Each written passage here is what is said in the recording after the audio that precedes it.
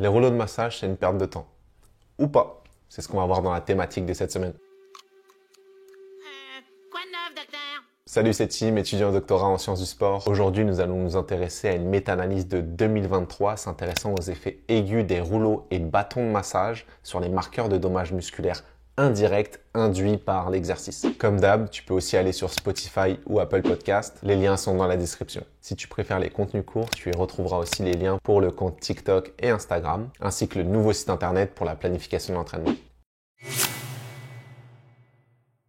Il y a différentes manières de s'intéresser aux effets des rouleaux de massage. Avec les picots, sans les picots, sur la récupération, sur la performance, sur la masse musculaire, la force, le bien-être ou encore l'aspect psychologique. Cependant, les variables d'intérêt aujourd'hui dans cet article sont celles qui sont influencées par l'exercice induisant des dommages musculaires. L'article ici aujourd'hui s'intéresse donc à différentes variables et les courbatures ne sont que l'une des répercussions reliées aux dommages musculaires. En effet, lorsqu'on parle de courbatures, on parle souvent de lésions musculaires et ces lésions musculaires-là interviennent au niveau microscopique. On parle souvent de lésions au niveau des myofibrilles qui sont les sous-structures des fibres musculaires, qui elles aussi sont les sous-structures des faisceaux de fibres musculaires, qui vont former tous ensemble le muscle. Lorsque dans cet article on va parler de dommages musculaires indirects, eh bien ces derniers sont caractérisés par différents signes et symptômes. Certains comme les courbatures sont très perceptibles, d'autres le sont beaucoup moins. On retrouve la perte transitoire de force, une augmentation du gonflement musculaire, créant ainsi une réduction de l'amplitude de mouvement, et au niveau physiologique, une augmentation des concentrations de déchets métaboliques. On l'a tous déjà vécu. Une grosse séance d'entraînement peut avoir des conséquences sur notre capacité à nous entraîner les jours qui suivent. L'objectif principal des rouleaux de massage sera alors d'améliorer la récupération à la suite de ce type de séance, en limitant notamment les impacts physiologiques que nous avons explicités précédemment. Le terme massage inclut toutes les techniques stimulant les tissus mou. Mais le rouleau de massage est devenu l'un des outils les plus populaires chez les athlètes, notamment à cause de son prix, de sa simplicité d'utilisation et de sa capacité à être utilisé partout et sans aide externe. À l'heure où je vous parle, en 2023, il semblerait qu'il y ait eu 5 précédentes revues systématiques concernant l'utilisation du rouleau de massage sur la performance et la récupération à la suite ou avant l'exercice. Puis vous en faites pas, on va parler de ces 5 méta-analyses-là à la fin afin que vous puissiez avoir une vision globale de la littérature. Donc, vous l'aurez compris, mais je vais le répéter, cette étude a pour objectif de comprendre si les rouleaux de massage ont un impact sur les marqueurs indirects des dommages musculaires à la suite de l'exercice en comparaison à un groupe témoin, ne réalisant pas de massage à l'aide de rouleaux à la suite de l'exercice. On passe tout de suite aux méthodes.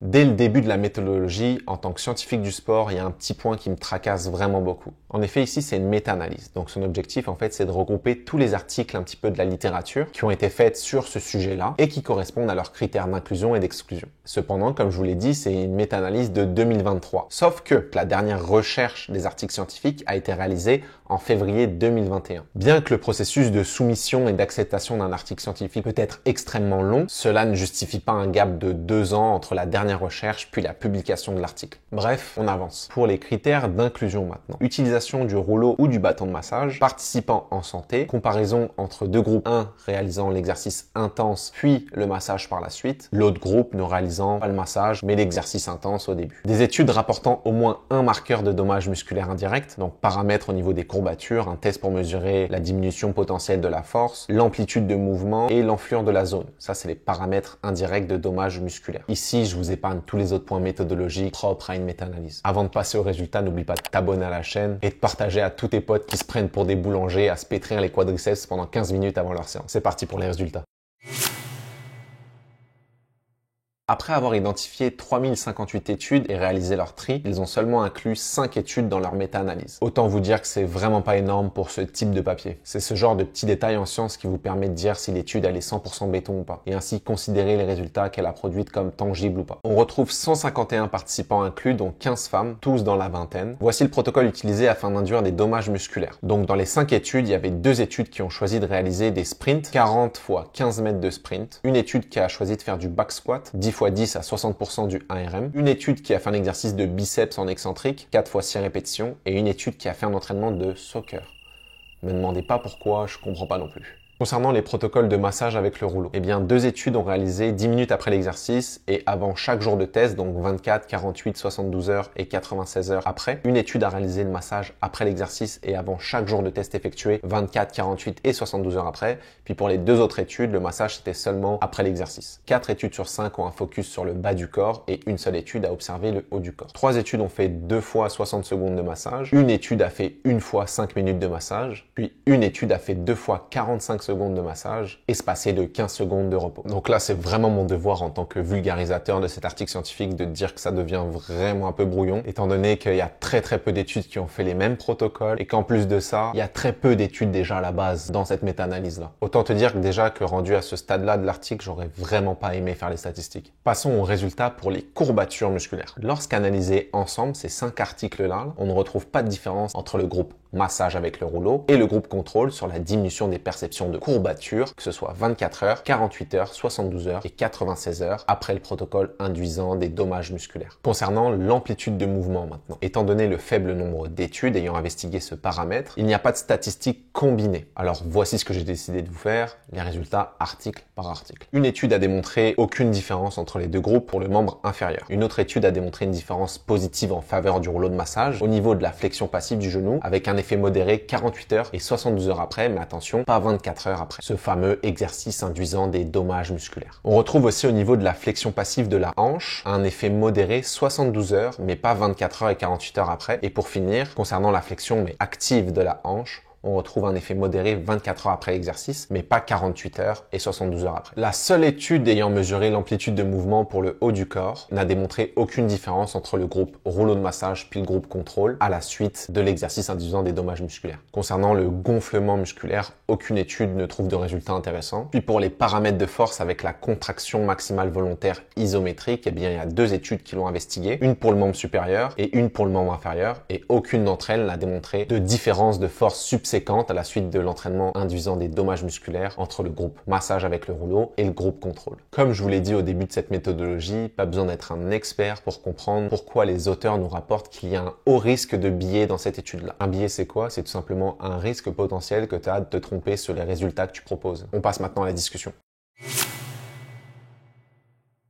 Je fais toujours de mon mieux pour vous choisir les meilleurs articles possibles et essaye au maximum de limiter les biais externes de ma part. Mais pour le coup, je dois vraiment reconnaître que cette étude, elle est vraiment éclatée au sol. C'est pourquoi, afin d'avoir un semblant de réponse sur cette thématique, j'ai consulté les 5 autres méta-analyses qui ont été faites. Voici les résultats. On va y aller dans l'ordre chronologique. Donc, en 2015, dans leur méta-analyse, ils ont inclus 22 études en chronique, donc sur plusieurs jours, et en aigu. Ce qu'ils ont démontré, c'est qu'en aigu, le rouleau de massage semblerait augmenter la souplesse et réduire les courbatures, mais n'impacterait pas la performance, donc en aigu. En revanche, eux, dans leur méta-analyse, sur le long terme, les résultats restent conflictuels et ils peuvent pas avancer que le rouleau de massage augmenterait la souplesse sur le long terme. Une autre étude en 2015, elle, incluant 14 études, a démontré la même chose à peu près à court terme avec des effets sur l'amplitude de mouvement. Cette dernière indique qu'il serait possible que le rouleau de massage aide à limiter la diminution transitoire de force musculaire et aussi aiderait à diminuer les perceptions de courbature. Cependant, lorsque réalisés avant l'exercice, eux aussi n'ont pas trouvé d'effet sur la performance. En 2019, avec 21 études, lorsque le rouleau de massage était utilisé avant l'exercice, il remarque une faible amélioration du sprint avec 0,7% et de la souplesse avec plus 4%. Mais les effets sur la force et le saut étaient négligeables. Lorsque le rouleau de massage était utilisé après l'exercice, là on retrouvait une atténuation de la diminution de la performance de force, c'est-à-dire que la performance de force était beaucoup moins diminuée que le groupe contrôle à la suite de l'exercice demandant. Même constat avec le sprint, ainsi que une réduction de la perception des courbatures, mais pas d'effet sur la performance au saut cette fois-ci. L'avant-dernière étude date de 2020 et comprenait 49 études. Ce qui ressort de cette étude-là, c'est qu'il préconise l'utilisation du rouleau de massage durant l'échauffement, notamment afin d'améliorer la souplesse. Mais il préconise de l'utiliser en combinaison avec des étirements dynamiques et un échauffement actif. Lorsqu'il s'agit de l'utiliser post-exercice, donc à la fin de l'exercice, eh bien eux ils disent que ça pourrait être utilisé dans le but de diminuer les perceptions de douleurs musculaires, donc les courbatures. Les recommandations concernant l'utilisation du rouleau de massage ici seraient de réaliser des légers va-et-vient de 30 à 60 secondes, 3 à 5 séries espacées de 10 à 30 secondes de pause. Pour finir, la dernière méta-analyse dont je vais vous parler aujourd'hui date de 2020 et comporte 32 études. Elle démontre que dans tous les cas, l'utilisation du rouleau de massage n'est pas dangereuse ou détrimentaire à la performance. En gros, au pire, ça fait rien. Eux, ce qu'ils rajoutent, c'est aussi qu'il n'y a pas de différence de sexe, c'est-à-dire les effets pour les hommes ou pour les femmes vont être les mêmes. Et ce qu'ils rajoutent pour finir, c'est que pour les athlètes qui recherchent une augmentation de la souplesse ou de l'amplitude de mouvement, eh bien cela pourrait être un outil très utile à implémenter durant l'échauffement. Cependant, à l'heure actuelle, qu'il ne pouvait pas être conclu que le rouleau de massage était bénéfique pour la performance, comme on a pu le voir avec toutes les autres méta-analyses. Le point que j'ai remarqué, c'est que toutes les études ici rapportent dans leur limitation un manque de standardisation des études qu'ils ont inclus. Donc chaque étude fait un petit peu son protocole, fait un petit peu à sa sauce, puis c'est la raison pour laquelle il est un petit peu difficile de toutes les comparer entre elles. On revient à présent à notre étude du jour. Comme on l'a vu aujourd'hui, cette étude ne démontre pas vraiment d'effet du rouleau de massage sur les marqueurs indirects de dommages musculaires. En même temps, étant donné le faible nombre d'études, elle n'a pas pu faire d'analyse combinée sur tous les paramètres. C'est relativement difficile de comparer des études ayant induit des lésions musculaires par un exercice de squat, un exercice excentrique pour les biceps et un entraînement au soccer.